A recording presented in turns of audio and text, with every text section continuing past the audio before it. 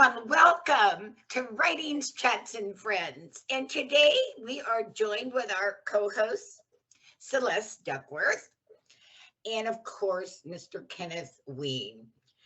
And today we are going to talk about genealogy and ancestry a bit. And I'm finding it more and more interesting the more I look into it. And Celeste is going to share some information with us also. But first, can I understand you have a poem?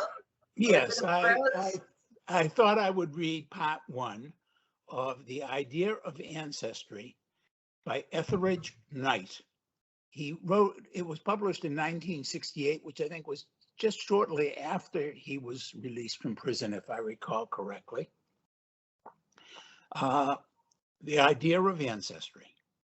Taped to the wall of my cell are 47 pictures, 47 black faces, my father, mother, grandmothers, one dead, grandfathers, both dead, brothers, sisters, uncles, aunts, cousins, first and second, nieces and nephews.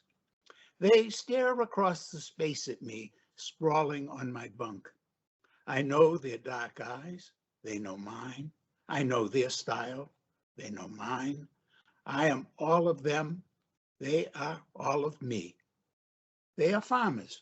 I am a thief. I am me. They are thee.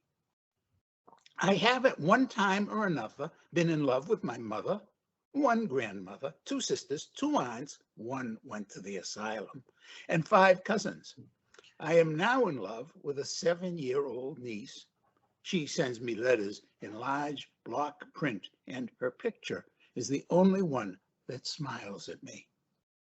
I have the same name as one grandfather, 3 cousins, 3 nephews, and 1 uncle. The uncle disappeared when he was 15, just took off and caught a freight, they say. He's discussed each year when the family has a reunion. He causes uneasiness in the clan. He is an empty space. My father's mother, who is 93 and who keeps the family Bible with everybody's birth dates and death dates in it, always mentions him. There is no place in her Bible for whereabouts unknown. Interesting. I like it. So folks, the name again, Etheridge Knight, K-N-I-G-H-T. He's one of the really great American poets, obviously also a Black American poet. But yeah, first time I've heard of him, so we'll have to check out his other works. Anyway, so Celeste, have you gone down that genealogy trail at all? Or? Absolutely. We've been doing our genealogy for over, I would say for over 15 years. We didn't just do the one line in the family. We did all the main 3 brothers in the family. And then from that, it kind of went to everyone who married. So our genealogy is really extensive. My aunt started doing it, and then I started helping her with part of it. Part of it was a friend of hers from the Mormon library that helped do some things in our family. Our family is really big. And now my cousin is finishing up on quite a bit. So we've actually discovered some kids that have been given away. We actually discovered a son of my brother that we didn't know we had. And so I always joke with my cousin, I'm like, okay, leave the DNA alone. But it's been really great because so many people now are looking for relatives. When people do their DNA, it actually kind of dings whoever is a close match or whoever has someone in the family. And that's how we end up meeting. And it was so weird when I met this young man. Oh my God, he looked so much like my brother. It was crazy, insane. It's everything he does, even his smile, his teeth was exactly like my brother's. Wow. So really amazing, doing ours. My aunt used to make us sit down every Sunday and tell us about her new find in our family. And so we've been doing, my cousin is the first one to do the DNA thing on her side. I'll be doing my DNA pretty soon, but just kind of solidifying more and more what we're finding out. So Some of it's the really people we don't want to know. been, I'm saying some of the things we don't want to find out, but they're part of it all. yeah, there's also some fantastic stories that you find, in your family by doing your genealogy. I mean, the census, how our house burnt down in Georgia at one point, but we were still able to find out that our oldest ancestor was from Africa, Upper Guinea, Africa, and her husband was African too. So we were able to get that connection where most African Americans can't go that far back. You can get that connection. You were fortunate to be able to do that. Yeah. Oh yeah. Oh, most definitely. But some people you have to dig deeper. We actually started going to all the older members of the family and asking about different stories. Then we used Ancestry, we used the database, and got connected in so many ways. We didn't use the Native American database because there's two different ones, but we did in our connections in the Native American community as well. I think a lot of people, and can tell me if I'm wrong, but a lot of people don't realize that the African Americans were here with the Native Americans even before we came over from England. I don't know that the African were here before. I don't know. I mean, the question is, where did everybody come from? Yeah, I don't know. Celeste, I don't know. Can you speak to that? Well, that's scientifically proven, and I hope I can get the author on our show next time. He wrote a book called Our African Conscious, where he actually goes back and shows where all men comes from Africa. Oh yeah. All men come from Africa. Yeah. But what I liked about his book is he talks about how natural selection changed the outside of man. Okay, your skin color, your eye color, your hair. Yep. How those changes came about as we started moving out of the continent of Africa. But he also talks about how that was done. He talks about the different climate changes at the time that allowed us to go everywhere. That man wonders how. Okay, I'll tell you a good example. There's a place in Ireland that has every plant from all over the world, and Wow. that's a scientific thing that shows that at one time the landmass was connected.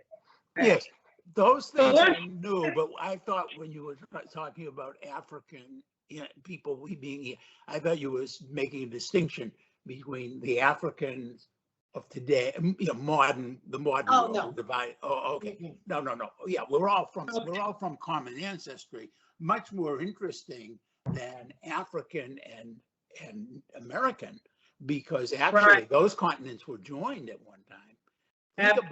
Think about that the people who are in a place like Australia, the Aborigines of Australia and New Zealand, those Aboriginal groups also managed to get there from Africa. Because did you see the show they did when they traced the DNA back to Mary, and they found out that she was a Black woman in Africa? Well, what they're tracing back is mitochondrial DNA. Mm-hmm. Okay, so it has to go to a female. And this is like the chicken and the egg. Okay, I've never had a problem with which came first. The egg came first. Why? Because at some point there was an animal, a bird, who laid an egg that produced another bird that could not breed back into the original with the parents, but Mhm. only Right. could breed forward. And that is like the beginning of a species, Yes. as opposed to with dogs where you have breeds, you all of a sudden have a distinct species. Well, the species starts with those first individuals who no longer can breed back up the chain. Right. So for Right. me, it was yeah, there was at some point, and presumably, I would guess there was some original female, not Mary, but Eve. I think is what you meant. It was Uh, Eve. Yeah, yeah, I'm sorry. and It was the brain. because all our mitochondrial DNA, unlike our cellular DNA or the mitochondrial DNA, all comes from our mother. Mhm. Mhm. And so if you look at it, it will mutate over time. So, the same Right. way. So yeah, it has mutated, but you can see that they have looked back and it seems to have all come from somebody. And that somebody presumably lived somewhere, probably in Kenya. Why I say that? Because that's where they seem to have found the most Mhm. fossils. But I don't think we should consider that genealogy. No, That's more that's that's more actually anthropology. anthropology. Right. Yeah, I think what we Right. consider genealogy and ancestry is, and this is a very interesting thing, is more a well, if we look at the Mormon Church, which you mentioned there, and their willingness to help, the Mormon Church gets their idea of genealogy actually from the original biblical notion of the 12 tribes of Israel. And that you Mhm. should be able to trace your way back to that. And the reason, by the way, in the Mormon Church, as I understand it, is that those who come from the same tribe will end up in the same heavenly planet. Oh, I see. Mhm. Okay. When So they no wonder talk they're so about, interested. Yeah. yeah, when they talk about, afterlife, and that's fine. I mean, it's a wonderful notion of a heaven in which we are all reunited. Now, Uh-huh. personally, if I have to live with the relatives I knew, forget the ones I never met, but if I have to live with the ones I knew, I don't want to go. And I'll stay here. Did you find any answers on your lineage, Ken? Or Well, I don't know anything. My family really never talked about anything about their connections to Europe, and I vaguely remember right after the war, when I was very young, the Second World War, meeting one relative who had been, I think, in the camps. I'm not sure, but they had escaped. But other than that, I never was exposed to. In fact, I barely knew my father's my father's parents, even though they were alive. Uh, my mother decided that they were treif, not kosher. So we didn't interact with them much. And I never had any great interest in ancestry in the same way that I think, Celeste, you do, of personal ancestry. My interest in ancestry has been more about the Ashkenazi Jewish world. So I've written a Mhm. lot of poetry about that. But Mhm. interestingly enough, I did co-author a play called Ashes with Mhm. a friend of mine from Nigeria. And yes. Abdul is a Muslim, he is Nigerian, and we co-authored a play in which a Black American woman and her son go back to Nigeria to bring back the ashes of her husband. And the reason they know where the ashes go is exactly what you were talking about, the DNA Mhm. and recognizing, okay, you knew what part of Africa, or at least one of your ancestors came from. Mhm. Mhm. Mhm. So Mhm. tell us, Have you been in contact with anybody back in Africa about that?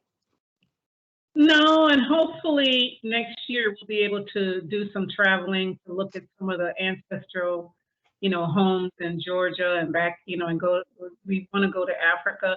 I've only talked to different people I know from Africa, and they've told me some great things about the area where my grandfather and grandmother come from, and great-grandmother come from. And they told me some really interesting things. I guess for most individuals, Monica, like you were saying, there's some things you don't want to. And I know a lot of Black Americans won't do their genealogy because they don't want to deal with the slavery part. But there's really something to say about it. They gave us a great sense of identity for us when we were growing up, to know who our relatives were, and to do the ancestry too. We had one aunt that used to visit everybody every year, all over the United States. She would just take a trip around the United States to come visit. So we always had that great connection. But the other thing was that some of the weird stuff, one of our older relatives said that we had a great grandfather that used to walk to Cleveland from the country every Sunday and preach in the square. And the aunt said, well, I don't know, but you might be able to find a picture. She said, I think it was in the Cleveland, local Cleveland paper. Someone took a picture. And so my aunt traveled to Cleveland one time, and she was in the library talking to the librarian, and she said, I want to know if you have any old magazines from Cleveland. I'm looking for someone. And she said a man who was standing behind her said, oh, that's a famous picture. The pictures of my grandfather in the square preaching, and there's pictures all around. Oh. And he said, really? He goes, yeah. He said, I bet you we can find it. He said, the picture was taken by Margaret Bork White, who people know she was a famous photographer for Life magazine. She was in her younger days, she was in Cleveland, and she saw him in the square preaching. And didn't have a camera, so she ran to a near camera shop, the man to use or rent a camera, and he let her use it. She went back, and there wasn't many pigeons around, so she bought some peanuts, and she sprayed peanuts out and snapped some pictures up. And lo and behold, in the library, that picture was in the only book she ever wrote about herself. That picture was in the book, and she actually, it was called A Borrowed Camera and a Bag of Peanuts. And we were able to get a copy of that picture from Syracuse University because it was one of our ancestors. So wow, it was actually pretty. We found some pretty cool stories in our ancestries doing that. So our next one is to go to. We have 3 places to go: Georgia, and over to Senegal, and then the next place is Buxton, Canada, where it was the end of the Underground Railroad, and my father's grandparents worked at that station. Oh, wow. Well, yeah, it's fascinating, and let's see, you have some, in addition to the African roots, you also have some Native American roots. Yeah, our Native American roots are in the Cherokee and the Blackfoot tribe. Okay. So we're still looking. We have two Cherokee sisters that married into our family in Georgia. So we are still, and the Blackfeet Indian, which is not many left of that tribe, is on my dad's side of the family. Mm-hmm. And do you have any Euro-American? Yep. You're just a melting pot, Celeste. I hesitate using African American. And the reason I say that is I feel that we were born and raised in America. We consider ourselves Black American. We feel that if we were over here and still knew all our traditions and all of that from Africa, then we could say we're African American. So we pretty much still Black American when people. I don't like to use African American. I That only makes used sense. it. I know. Yeah, I that only used it because I wanted to distinguish from Euro-American. Right, Okay. right. Okay. Yeah. No. Of course, we have a friend in common. Celeste and I have a friend in common who makes this point very well. Right. There is a very real difference between being black and being African. That's true. Mhm. Okay. So, and any Asian? Any Asian? Yeah, Asian. Not back in the day. Now our family is just a melting pot. Yeah, well, it already is. It's a wonderful melting pot. You know, I think that we're kind of out of time, but I do want to leave us, our listeners, with one thought, that as we go forward as a nation, as a world, that we are becoming more and more one by the very Right. fact that we are attracted to one another. We produce children by one another. And we're slowly tending to the point where hopefully at one point we will all be recognizing that we are all one. I guess if we have to use a word, race, that would be Right. how I'd use it. One race. The human race. Yeah, the The human race. human race. Or we can talk about the human species. Right. Okay. Well, gosh, So, yeah, so don't be scared to do your ancestry. no, it's really interesting. I know my grandfather, I traced, and gosh, he's Italian, of course, and he was I don't know if you call it a bootlegger or what, Ken, where he but he sold liquor when he came over here to make a living. Well, we can talk about those our grandparents maybe on another show. Oh yeah. I do remember my mother's parents, so I can talk about one side. Okay, that sounds good. Hey, Celeste, thank you so much. Really interesting. We'll have to go more into this on another show, and maybe the person you were referring to could even come and join us. Yeah. Yeah, I hope about it a he bit. does. Yeah, I hope he does. Okay, and I want you to be sure and check out Celeste at Vertical Life, because she has some very, very wonderful information and stories to share and interviews to share also. And check out, of course, Writings, Chats, and Friends. We have tons of podcasts, and invite your friends. With that, we got a little something special to share with you. And until next time, folks, take care. Bye, guys. Bye. Bye. Bye-bye.